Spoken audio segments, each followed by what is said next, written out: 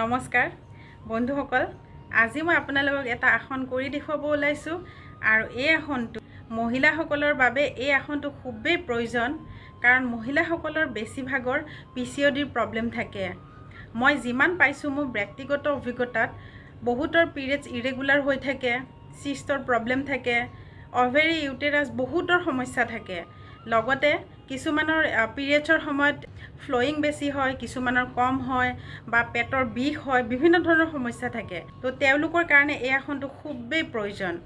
আৰু লগতে অকল মহিলা বুলিয়ে নহয়, মহিলাইতো এইটো আসন কৰিবই লাগিব, মহিলাসকলৰ বাবেতো এইটো আসন খুবেই প্ৰয়োজন।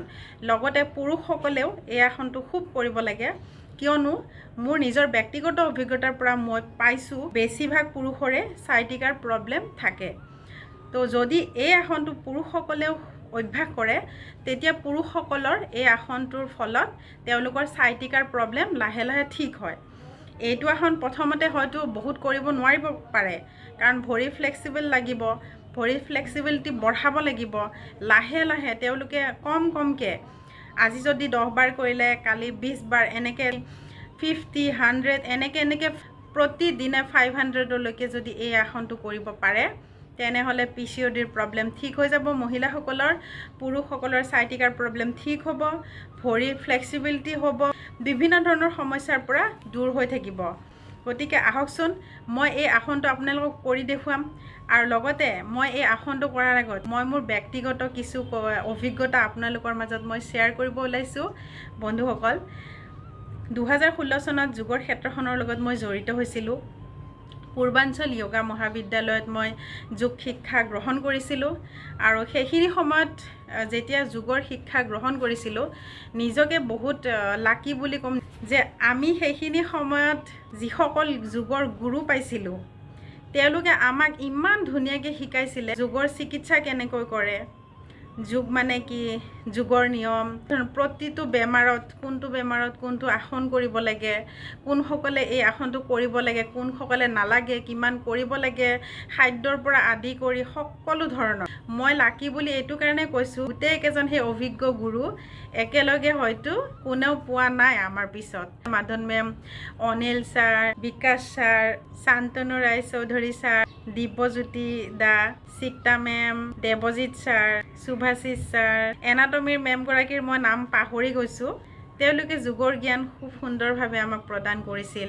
যোগাচাৰ্য শুভাশিষ কৰ ছাৰৰ পৰা আমি যোগ চিকিৎসা শিকিছিলোঁ, কাৰণ কিয়নো সেই সময়ত আমি দেখিছিলোঁ যে যোগাচাৰ্য শুভাশিষ ছাৰৰ তাত চিকিৎসাৰ বাবে বহুতো ৰোগী যায়, বিভিন্ন ধৰণৰ বেমাৰ লৈ যায়, আৰু সেই ৰোগীসকলক ছাৰে প্ৰেছক্ৰাইব কৰে, আৰু সেই সময়ত ছাৰে আমাক সুবিধা দিছিলে সেই ৰোগীসকলক, যিসকল ৰোগীক চিকিৎসাৰ বাবে কি যোগাসন কৰিব লাগে, কি নালাগে।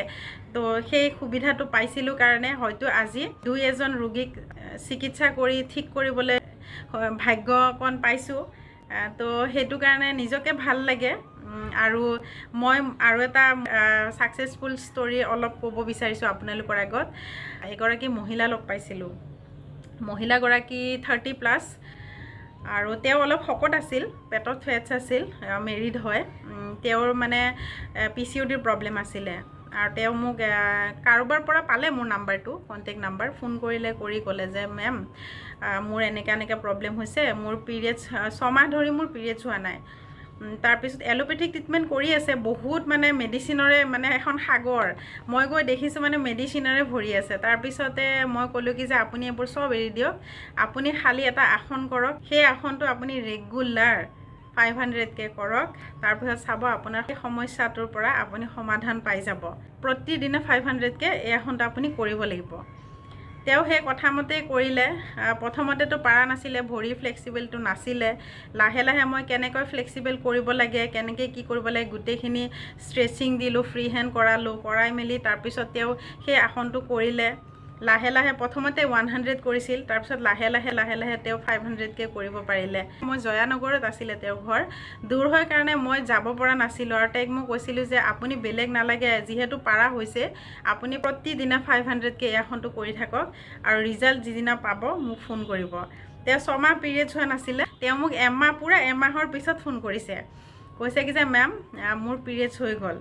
তাৰপিছতে খুব ভাল লাগিছে মোৰ সেই কথাখিনি শুনি মাতিলে ঘৰলৈ মই পিছে তেওঁলোকৰ ঘৰত নগ'লোঁ আৰু আহকচোন মই সেই আসনটো আপোনালোকক কৰি দেখুৱাওঁ আৰু এই আসনটোৰ নাম হৈছে বাটাৰফ্লাই দুয়োখন ভৰি চিধাকৈ লৈ এনেদৰে দণ্ডাসনত বহিব তাৰপিছত বাটাৰফ্লাই পজিশ্যনলৈ আহিব ভৰি যদি ফ্লেক্সিবিলিটি নাথাকে তেনেহ'লে ভৰি দুখন বিষাবও পাৰে তেনেহ'লে দুয়োখন ভৰি অলপ ষ্ট্ৰেচিং কৰি ল'ব পাৰে এনেদৰে সোঁ ভৰিখন প্ৰথমতে ফ'ল্ড কৰি বাওঁ ভৰি থাইছৰ ওপৰত উঠাই এনেদৰে ষ্ট্ৰেচিং কৰিব তাৰপিছত আকৌ বাওঁ ভৰিখন সোঁ ভৰিৰ থাইছৰ ওপৰত উঠাই এনেদৰে ষ্ট্ৰেচিং কৰি ল'ব তাৰপিছত বাটাৰফ্লাই পজিশ্যনটো কৰিব আৰু লাহে লাহে ওপৰলৈ উঠাই তললৈ নমাই এনেদৰে অভ্যাস কৰিব লাহে লাহে বাটাৰফ্লাই এই স্পীডটো অলপ বঢ়াব নিজৰ সুবিধা অনুযায়ী এই আসনটো 300ৰ পৰা 500লৈ কৰক আশা কৰিছোঁ এই আসনটোৰ পৰা আপোনালোকে সুফল নিশ্চয় লাভ কৰিব মহিলাসকলৰ PCOD প্ৰব্লেম পুৰুষসকলৰ সাইটিকাৰ problem uterus ovary irregular periods বিভিন্ন ধৰণৰ সমস্যাৰ পৰা হাত সাৰিবলৈ আপোনালোকে এই আসনটো ৰেগুলাৰ কৰক আৰু সুস্থ হৈ থাকক ধন্যবাদ